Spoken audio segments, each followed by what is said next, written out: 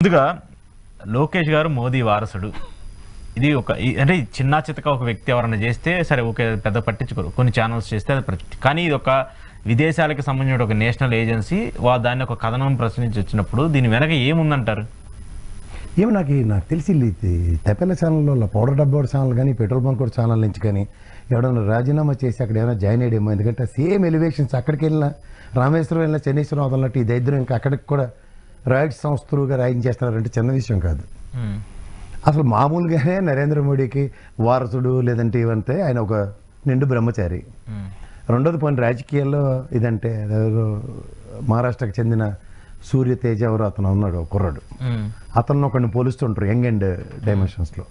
Next Amit Shah ఒక అతను రెడీగా ఉన్నాడు, గడ్కరీ ఒక అతను రెడీగా ఉన్నాడు, ఒక పక్క ఫెడరడీస్ రెడీగా ఉన్నాడు, ఇంకో పక్కన ఆయన ఎవరండి మన యోగి ఆదిత్యనాథ్.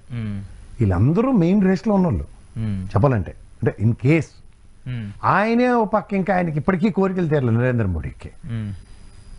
ఆయనే నాకు తెలిసి 3 సార్లు ప్రధానికి చేసిన 4 అది నెహ్రూ రికార్డు ఎత్తేస్తాను కానీ మనశ్శాంతి లేదు ఒకటి. రెండోది నాకు తెలిసి ఆ కరుణానిధి లాగా లాస్ట్ వీల్ చైర్లో కూడా ఆయనే ప్రధానమంత్రి ఉంటాడు నాకు తెలిసి, నాట్ రాంగ్. అంత కోరికలతో ఉన్న మనిషి ఆయన. ఆయన్ని దాటుకొని వీళ్ళు ఏడ వెనకటికి ఒక శాంతి ఉంటుంది ఎక్కడో అంతలగంతలు మా సంతలో కాకలించుకున్నాడని ఏడ చంద్రబాబు నాయుడు ఏడ లోకేసి ఏడ తీసుకెళ్ళి వీళ్ళు దేశ రాజకీయాల్లో. అంత ఎన్డీఏ కన్వీనర్గా ఉన్నప్పుడు ఏ గంటకు ఆ గొడుగు పెట్టే ఎన్డీఏ కన్వీనర్ తత్వం ఉన్నప్పుడే ఈయనకు వచ్చిన ఆపర్చునిటీ ఈయన కాదనుకున్నాడు. ఇప్పుడు దేశ రాజకీయాల్లో సమైక్య రాష్ట్రంలో ఒక నెంబర్ ఆఫ్ సీట్స్తో శాసించే అంత ఆంధ్రప్రదేశ్ రాష్ట్రం ఉండేది ఎప్పుడు. ఈవెన్ అంత ఆడ్ సర్కమ్స్టాన్సెస్లో దేశం అంతా కాంగ్రెస్ గెలిచినా తెలుగుదేశం గెలిచిన ఉదంతాలు ఉన్నాయి రామారావు గారి టైంలో. సో అలాంటివి ఇప్పుడు ఏం ప్రస్థానమే లేదు. అండ్ ఇక్కడ టగ్ ఆఫ్ వార్ రాజకీయాలు ఆంధ్రప్రదేశ్లో నువ్వా నేను అన్నట్టు ఏదో ఇది సార్ 11కి పరిమితం చేసి ఉండొచ్చు అది వైఎస్ఆర్సీపీని జగన్మోహన్ రెడ్డిని. రేపు ఎలక్షన్స్లో మామూలుగా ఉండదు వీళ్ళకి. ఏదో అనుకుంటున్నంత సులువు కానే కాదు. ఫస్ట్ థింగ్ ఇంట గెలిచి రచ్చగలవాల. ఇక్కడ పరిస్థితులే ఇంత ఎదుర్కోలేని పరిస్థితిలో మీరు కూటమిగా ఉండి ఓ పక్క తెలియకుండానే తెలుసు పవన్ కళ్యాణ్ మీ మీద డిసెంట్ తెలియజేసేస్తున్నాడు ఇండైరెక్ట్గా. ఆ బీజేపీ వాళ్ళు ఏడు చేస్తున్నారు, వాళ్ళకే తలా తోకలేదు. మూడోది చంద్రబాబు గారు ఒరిజినల్ మొనాటమీ పోయింది. ఇన్ని జరుగుతున్న దగ్గర మీరు ఆడ తీసుకెళ్లి జాతీయ రాజకీయాలతో ముడి పెడతారు. తప్పేముంది? టీడీపీ చేయకూడదు జాతీయ రాజకీయాలని? ఏంది టీడీపీ చేయకూడదు జాతీయ రాజకీయాలని? జాతీయ రాజకీయాలు చేయాలంటే నిలకడ కావాలి కదండి. తెలంగాణలో నచ్చితే కాంగ్రెస్, దేశంలో నచ్చితే మోడీ, లేకపోతే చంద్రబాబు బీజేపీ, ఇలాంటి డబుల్ స్టాండర్డ్స్ ట్రిపుల్ స్టాండర్డ్స్ ఉండకూడదు కదా. ఒక కంటిన్యూటీ అన్నది ఎన్డీఏ కూటమిలో అన్న దగ్గర ఉదాహరణకి అనుకుంటే సస్టైనిటీ ఉండాలి కదా. గెలిపోవడం వాళ్ళకి అత్యధికంగా గెలిస్తే వాళ్ళగా గెలవపోతే వాళ్ళగా వీళ్ళకి నచ్చితే వాళ్ళగా నచ్చకపోతే వాళ్ళగా అన్నది ఎన్డీఏ కన్సిస్టెంట్ గా అదే విధానాలతో 3 టర్ములు బట్టి ఉంది. మధ్యలో ఒక టర్మ్ నచ్చక బయటకు వచ్చిన వాళ్ళు వీళ్ళే కదా. సో ఎన్డీఏ విధానాలు కన్సిస్టెంటే, వీళ్ళ విధానాలు కన్సిస్టెంట్ కాదన్న విషయం ఎందుకు గ్రహించరు? ఓకే, సో ఇది ఒక పొలిటికల్ సైజ్ గా లేదంటే ఒక పబ్లిసిటీ స్టంట్ గా చూడాలి. ఇది అబ్సల్యూట్లీ పబ్లిసిటీ స్టంట్, ఎలివేషన్స్ అంటారు దీన్ని. నేషనల్ లెవెల్లో ఇప్పుడు చూడండి, ఒకప్పుడు ఎన్డీఏ కన్వీనర్ గా చంద్రబాబు నాయుడు గారు దేశ రాజకీయాలు చక్రాలు చెప్పి ఇప్పుడు ఇంట్లో కొంచెం బొంగరాలు తాడు చుట్టుకుంటున్నారు. ఎందుకు చంద్రబాబు నాయుడు గారు ఆ స్థానం ఆ స్టామినా లేదంటారు మీరు? ఇప్పుడు లేదు కదా. దేర్ వాజ్ అ టైం ఎవరు వాజ్పేయి గారు ప్రధానమంత్రిగా ఉన్నప్పుడు, ఈయన ముఖ్యమంత్రిగా ఉన్నప్పుడు అప్పుడు మీరు చెప్పండి, I can convince and yes there is an probability. అంటే ఎన్డీఏ రాజకీయాల్లో ఒక ప్రధానమంత్రి రేసులో చంద్రబాబు గారు కూడా ఉన్నారు అన్నది అంటే ఆ టైంకి 10 years అది జస్టిఫైడ్ యాప్ట్. ఓకే, ఇప్పుడు ఏంటి సార్ అది? ఇప్పుడు బీజేపీలో అసలు ఎలా ఉన్నది? బీజేపీతో కంపేర్ చేస్తే కంపారిజన్ అని కాదు, టాల్ పర్సనాలిటీ. ఆ రోజుల్లో ఓన్లీ 2 స్థానాలకు పరిమితమైన బీజేపీలో ఒక వాజ్పేయి గారు, అద్వానీ గారు తప్ప ఇంకేరు లేరు. అంటే మురళీ మనోహర్ జోషి వీళ్ళందరూ పేర్లు లేను చెప్పగలను లిస్టు. బట్ ఆ లెవెల్లో పొలిటిసైజ్ చేసి ఒక క్రియేట్ చేసే వాళ్ళు లేరు. రేవని కాదు, దేశంలో ఒక బీజేపీ పార్టీకి ఫ్రంట్ ఎండింగ్ వారియర్స్ లో నిలబడే అంత స్టామినా ఇప్పుడు ఉన్న వాళ్ళందరికీ ఉంది. ఇప్పుడు యోగి ఆదిత్యనాథ్ పర్లగా ఆయన 2-3 times బట్టి ఎప్పుడైతే చీఫ్ మినిస్టర్ టెన్యూర్ ని ఒకసారి ఎంపీగా ఆయన ప్రస్థానం చేసిన దగ్గర నుంచి ఆయనలో ఒక డిఫరెంట్ సిండ్రోమ్ అడాప్ట్ అయ్యి పనిచేస్తున్న విధానం చూడండి. అంటే లీడింగ్ పొలిటీషియన్స్ చెప్తున్నా ఇదే అక్కడ. ఇప్పుడు పాలు పొంగినట్టు 3 సార్లు పొంగిన తర్వాత ఇంకా ఆవిరైపోయి ఇష్టం అన్నట్టుంది ఇప్పుడు చంద్రబాబు గారి రాజకీయం. నేను అదే చెప్తున్నాను, అగ్రెసివ్ నోట్లో ఉన్నప్పుడు మీరు అన్నట్టు వారసత్వ రాజకీయాలు లేకపోతే దేశ రాజకీయాలకి ప్రాంతీయ పార్టీల ముఖ చిత్రాలు మార్చిన ఉదంతంలో తెలుగుదేశం పార్టీ రోల్ ప్లే చేస్తుందని చెప్పండి, ఇట్స్ అన్ యాప్ట్. ఓకే, ఇప్పుడు దీంట్లో మళ్ళీ ఈ ఎలివేషన్స్ తోడు పిల్లికి ఎలక సాక్ష్యం లాగా చంద్రబాబు గారితో పాటు లోకేష్ అన్న పదం యాడ్ చేస్తున్నారు చూడండి. It is absolutely ridiculous. ఎందుకంటే ఇతనికి క్షేత్రస్థాయిలోనే పొట్టు ఇంకా సాధించుకోవడానికి కింద మీద పడుతున్నాడు. చంద్రబాబు గారి సక్సెస్ రేషియో ఏంటంటే రామారావు గారి దగ్గర నుంచి పార్టీ టేక్ ఓవర్ చేసిన దగ్గర నుంచి ఆయనతో పాటు ఒక 50-60 మంది నిలకడగా ఆయనకి ఎమ్మెల్యేలు ఆయనతో పాటు సపోర్ట్ చేస్తూ ఉండేవారు. కంటిన్యూస్ ఇప్పుడు వీళ్ళే 80-90 మంది లోకేష్ గారి టీం అని పేరుకి చెప్పినా నెక్స్ట్ టైం వాళ్ళు గెలవడానికి అవకాశమే లేని సిచ్యువేషన్స్ లో స్ట్రైవ్ అవుతున్నారు ఇప్పుడు. సో మీకు పొలిటికల్ ఏరాలో నిలదొక్కునే పరిస్థితి ఎక్కడ ఉంటుంది? బట్ సెంట్రల్ గవర్నమెంట్ చూసుకున్నా లేదంటే బీజేపీ సైడ్ నుంచి చూసుకున్నా కూడా హై ప్రియారిటీ లోకేష్కి ఇస్తున్నట్టు కనిపించట్లేదా? ఎక్కడండి ఇప్పుడు వాళ్ళకి కంటిన్యూస్ అపాయింట్మెంట్స్ ఇస్తున్నారు, కేంద్ర మంత్రులతో మీట్ అవుతున్నాడు అమిత్ షాని. కానీ మిగిలిన వరకు ఇంగ్లీష్ రాదు, హిందీ రాదు, లేదా ఇంగ్లీష్ మొక్కలు మాట్లాడతారు కాబట్టి పట్టుకెళ్తున్నారు, అంతకని ఇంకేముంది? ఏంటి సార్, ఒక ప్రధాన అపాయింట్మెంట్ లేదంటే ఒక హోంమంత్రి అపాయింట్మెంట్ ఇవ్వటము ఇంగ్లీష్ మాట్లాడడం అంత ఈజీ కాదు కదా. అలా కాదండి, నేను అంటుంది విద్యాశాఖ మంత్రికి ఏం పని అండి సార్? డెఫినెట్ గా అంటే మీరు నేను ఒకటి చెప్తున్నాను అండి, ఒక పక్కే మీరు ఆ ఛానల్ చూసి నేను ఇప్పుడు ఎలివేషన్ ప్రాస్పెక్ట్ లో ఒకటి చెప్తాను, అచ్చెన్నాయుడు గారిని పంపిస్తే ఏం ఆడుతాడు? మరి రామ్మోహన్ రెడ్డి గారు అక్కడ ట్రాన్స్లేటర్కి వెళ్ళాలి, వీళ్ళు వాళ్ళ నంబర్ కదా. Okay, so he will speak కాబట్టి డైరెక్ట్ గా ఏదైనా కాంటాక్ట్ ఉంటుంది, మాట్లాడవచ్చు, చెప్పి తీసుకురావచ్చు. అందట్టు కూడా ఇక్కడ ఒక మెయిన్ చంద్రబాబు నాయుడు గారి కొడుకుగా ఒక పార్టీ లీడ్ చేసేటువంటి ఒక ఆ యాంగిలే తప్ప అక్కడ వీళ్ళకి సోల్ ప్రొపరేటర్షిప్ అంటారు. ఓకే, సో మిగతా ఎన్నున్నా గారు అబ్బాయి ఏదైనా సినిమా ఫీల్డ్ లో ఉంటారు చూడండి, స్టూడియోలో రామారెడ్డి గారి స్టూడియో వీళ్ళందరికీ వాళ్ళెవరికి లాస్ట్ బాబు అని బెటర్, చిన్నబాబు పిలుచుకునే తత్వం అని పిలుచుకునే తత్వం కాదు, ఇంట్లో పాలేరు వ్యవస్థ అలవాటు చేసుకుంటారు చూడండి బాబు గారు అని, అదే వ్యవస్థ. సో ఏదైనా సరే ఇప్పుడు కానీ ఇది ఏదైతే ఈ సంస్థ చెప్పినా ఇంకోళ్ళు చెప్పినా కూడా ఆల్రెడీ మెయిన్ పిల్లర్స్ ఉన్నారు, వీళ్ళందరికీ అంత అవకాశం లేదంటారు మీరు? ప్రసక్తే లేదు. ఇప్పుడు సే ఫర్ ఇన్స్టెంట్ ఒక బీజేపీ పరంగా చూద్దాం. ఉదాహరణకి ఆంధ్రప్రదేశ్లో బీజేపీ పార్టీ కంటిన్యూస్గా ఎన్డీఏ కూటమిలో ఉంటూ లేదంటే అలైని పనిచేస్తుంది అనుకోండి, గతంలో శివసేన లేదంటే ఇప్పుడు మడతెట్టేసిన శివసేన, రెండు శివసేనలు కదా. సో ఒరిజినల్ గా మడతెట్టేసిన శివసేన నుంచి అన్న ప్రాస్పరిటీ లేదా ప్రాబిలిటీ ఉందనుకోండి వాళ్ళ లోకేష్ గారికి, ఇదేమైనా కుట్రరా తెలుగుదేశం మడతెట్టేసే కార్యక్రమం? ఏటా అంత ఈజీగా చెప్పండి. శివసేన మడతెట్టారా లేదా? డెఫినెట్ గా. మరి తెలుగుదేశం కూడా మడతెట్టేస్తారేమో, లేదంటే ఇక లోకేష్కి ఎలివేషన్స్ ఎందుకు వస్తున్నాయి? మడతెట్టేసిన తర్వాత కూడా మళ్ళీ ఉప ముఖ్యమంత్రి దైత్యమే. ఇప్పుడు అక్కడ ఆయనకి ఏమైంది?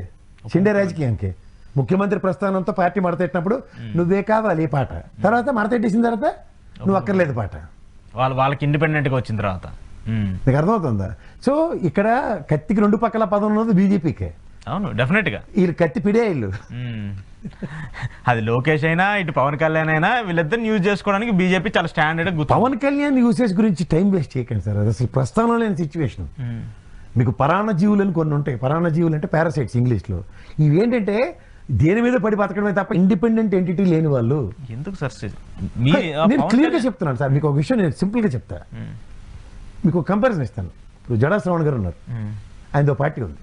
ఐ విల్ టాక్ టాపిక్ చెప్పండి. యూ విల్ టాక్ కాదు, మీకు కంపారిజన్ చెప్తా. గతంలో తపేలా ఛానల్లో కూర్చునేవాడు, ఎవరిని కన్సిస్టెంట్ గా ప్రశ్నించేవాడు, ఎవరిని కన్సిస్టెంట్ గా ప్రశ్నించేవాడు? Opposition party, ruling party. ఆ టైంలో జగన్మోహన్ రెడ్డి, ఇప్పుడు అపోజిషన్. ఇప్పుడు ఆయన మళ్ళీ ఇంకో పార్టీ పెట్టుకున్నాడు, కన్సిస్టెంట్ గా ఆయన అపోజ్ చేస్తుంది ఎవరిని? Ruling government. ఒక పార్టీ నియమాలు. కానీ ఇది పవన్ కళ్యాణ్కి వచ్చారు కల్లా పార్టీ ప్రశ్నించడానికి పెట్టి కూడా ఎవరి చెంతన శాంత తీరుతావో వాళ్ళని పొగుడుకుంటూనే ఉంటాం. The primary motto of a respectable party ఏంటి? రూలింగ్ గవర్నమెంట్ ఎండగట్టడమే. డెఫినెట్గా అపోజిషన్స్ లో ఎక్కువ ఇంకా రెస్పాన్సిబిలిటీ ఉంటుంది వాటికి. నేను అపోజిషన్ రోలే ప్లే చేయడానికి సుముఖంగా లేను. ఇప్పుడు ఉదాహరణకి ఈ సర్కమ్స్టాన్సెస్ లో ఆయనకి 21 గెలిచారు పవన్ కళ్యాణ్ అనుకుందాం, డెఫినెట్ గా వైటల్ రోల్ ప్లే చేసి ఉంది కదా సార్ అపోజిషన్ కింద. ఒకవేళ అపోజిషన్ లో ఉంటే, అపోజిషన్ గా ఉండుంటే 21 స్థానాల ప్రస్థానంలో ట్రాక్ రికార్డ్ ఎలా ఉందను? అరే ఒక మొదటిసారి 0, రెండోసారి 1 గెలిచిన వాళ్ళు వెళ్ళిపోయాడు, రెండోసారి 21 స్ట్రాంగెస్ట్ అపోజిషన్ గా ఉన్నాడు. ఇవాళ ఎదుగుదలకి మార్గం కదా. బట్ ఆ 21 వచ్చిందే టీడీపీ సపోర్ట్తో కదా, అందుకే పారాసైట్ అన్నాను. పరాణజీవి పారాసైట్ అని అనడానికి కారణం ఏంటంటే when is depending is politics and somebody else, స్వతంత్ర ప్రతిపత్తి లేదు. ఇదే జడాశ్రవణ్ తీసుకోండి, ఆయనకి గెలిపోవటములు కాదు, నా పార్టీ విధి విధానాలు ఇవి, గవర్నమెంట్ నేను క్వశ్చన్ చేస్తున్నాను. ఓకే, సో క్వశ్చన్ చేయడానికి ఒక పార్టీని పెట్టాడు, దాని మీద నిలబడుతున్నాడు. ఈ కన్సిస్టెన్సీ ఇక్కడ లేనప్పుడు ఇతన్ని మీరు పరిగణలోకి తీసుకోవడం ఎంతవరకు సమంజసం అంటే నేను ఖచ్చితంగా కాదని చెప్తా. Where it comes to Lokesh అంటే తెలుగుదేశానికి ఆబ్లిగేషన్, తెలుగుదేశానికి ఆబ్లిగేషన్ ఫ్రంట్ లో ఎంతవరకు అన్న దగ్గర ఆబ్లిగేషన్ చంద్రబాబు నాయుడు గారికి తెలుగుదేశం తీసుకుంటే సస్టైనిటీ, ఇదే లోకేష్ కి తీసుకుంటే సస్టైనిటీ అనేది పెద్ద ప్రశ్న. ఎందుకంటే తెలుగుదేశంలో ఆ రోజు రామారావు గారితో ప్రస్తావన స్టార్ట్ అయినా అతిరథ మహారాజులందరూ చంద్రబాబు గారి పక్కన ఉన్నారు. ఇవాళ పెద్దవాళ్ళు ఎక్కడ ఉన్నారు?